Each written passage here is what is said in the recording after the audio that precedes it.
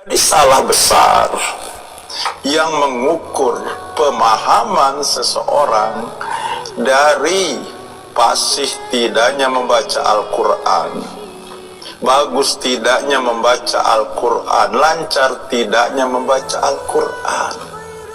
Karena sekali lagi, membaca itu masalah keterampilan lidah, masalah bagaimana melatih bertahun-tahun, tetapi pemahaman adalah masalah intelektual,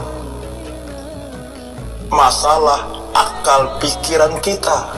Bagaimana kita menggunakan akal pikiran, bagaimana kita mencerna dari yang kita baca. Bukan berarti membaca Al-Qurannya belepotan. Dia salah memahami Al-Quran. Tidak seperti itu. Karena Al-Quran sudah diterjemahkan ke seluruh bahasa yang ada di dunia ini.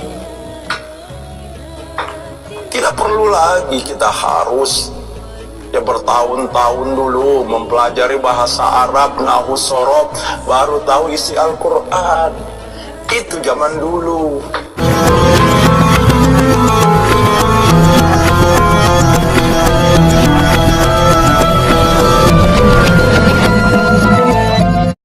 Assalamualaikum warahmatullahi wabarakatuh. Bismillahirrahmanirrahim. Alhamdulillahi rabbil alamin. Allahumma salli ala sayyidina wa maulana Muhammad. Amma ba'du. Saudara-saudari kaum muslimin wal muslimat rahimakumullah, pada kesempatan yang berbahagia ini saya mencoba untuk membaca fatwa Hadatus Syekh, yaitu Kiai Haji Muhammad Hasyim Asy'ari. Beliau berfatwa atau sebuah ibarat yang ada di dalam kitab Risalah Sunnah wal Jamaah yang dikarang oleh beliau, yakni Al-Alim Al-Allamah Kiai Haji Muhammad Hasyim Asy'ari rahimahullahu ta'ala. Beliau termasuk min akabiri ulama'i Indonesia, termasuk dari pembesar-pembesar ulama yang ada di Indonesia. Wa min muassisi Jam'iyyati Nahdlatul Ulama, dan beliau juga termasuk dari pendiri Jam'iyyah Nahdlatul Ulama, sebuah jam'iyah atau organisasi yang terkenal dengan berpegang teguh kepada Al-Quran, berpegang teguh kepada hadis Rasulullah Sallallahu Alaihi Wasallam, kepada ijma, kepada qiyas. Sebuah organisasi yang terkenal, yang masyhur khususnya di Indonesia. Hadatus Syekh menyampaikan fatwanya di dalam kitab Risalah Sunnah wal Jamaah Saifah 4 dengan sebuah ibarat, Bismillahirrahmanirrahim. Wa tasaddara lil fatwa kullu jahilin mimma yaksuru idrakuhu an fahmi kitabillahi ta'ala wa sunnati Rasulillah sallallahu alaihi wasallam. Suatu saat akan maju berfatwa. Siapa? Yaitu setiap orang yang bodoh. Kullu jahilin, dengan pedenya bermodal hanya baca kitab dengan terjemahan, bukan diebutkan dari pondok pesantren, modalnya hanya terjemahan, maka sudah berfatwa. Siapa yang dimaksud oleh beliau itu orang yang bodoh, mimma yaksuru idrakuhu an fahmi kitabillahi ta'ala, yaitu orang yang dangkal pengetahuannya tentang pemahaman kitab Al-Quran wa sunnati Rasulullah sallallahu alaihi wasallam, dan hadis Rasulullah sallallahu alaihi wasallam. Karena kalau keliru di dalam memahami ayat-ayat Allah dan hadis-hadis Rasulullah, maka bisa dhalla wa adalla, bisa sesat menyesatkan. Maka beliau itu menitik beratkan kepada kita, terutama orang yang ahli ilmu, jika ingin berfatwa atau ad-da'i ilallah, menjadi da'i untuk menuju jalan Allah, maka jangan sampai tidak paham tentang Al-Quran dan isi kandungannya. Jangan sampai tidak paham, jangan sampai tidak memahami isi daripada hadis Rasulullah. Artinya modalnya harus paham Al-Quran dan isi kandungannya, dan juga hadis Rasulullah. Bagaimana cara untuk memahami Al-Quran dan hadis Rasulullah? Bagaimana caranya agar kita paham, terutama mufti-mufti itu, orang-orang yang berfatwa itu? Ya tidak ada lain, maka agar mampu memahami Al-Quran dan isi kandungannya, dan agar mampu untuk memahami hadis Rasulullah dan intisari daripada hadis Rasulullah, kata Syekh Syarafuddin, kita wajib belajar ilmu alat, belajar ilmu nahwu. Artinya Syekh Syarafuddin itu menganjurkan untuk memahami Al-Quran dan hadis harus mengerti ilmu alat, sebagaimana yang telah menjadi pelajaran pokok di pondok-pondok pesantren, termasuk saya dulu waktu mondok. Maka di situ saya selalu dibimbing, diarahkan, dipelajari, diberi pemahaman bagaimana bisa mengerti tentang ilmu alat. Pelajaran pokok itu termasuk ilmu alat, nahwu, sharaf, termasuk balaghah, mantik dan semacamnya. Di pondok-pondok pesantren itu menjadi pelajaran pokok. Ya, kitab-kitab yang lain juga dipelajari, tapi pelajaran yang paling utama yang harus dipahami dan dihafalkan adalah ilmu alat. Maka Syekh Syarafuddin di dalam kitab Imrete menulis nazaman kayabhamu ma'ani al-Qur'ani wa sunnati daqiqatil ma'ani wannahu awla awalan ayyulama idil kalamu dunahu layyuhama kayabhamu ma'ani al-Qur'ani, supaya mereka paham tentang makna-makna yang ada di dalam Al-Quran, wa sunnati daqiqatil ma'ani, dan makna-makna yang ada di dalam sunnah, yakni hadis-hadis Rasulullah Sallallahu Alaihi Wasallam. Maka untuk memahami itu harus belajar ilmu alat. Makanya dalam bait berikutnya, wannahu awla awalan ayyulama, maka ilmu nahu itu yang paling utama, yang pertama kali untuk dipelajari. Idil kalamu dunahu layuhama, pembicaraan, pembahasan omongan, fatwa,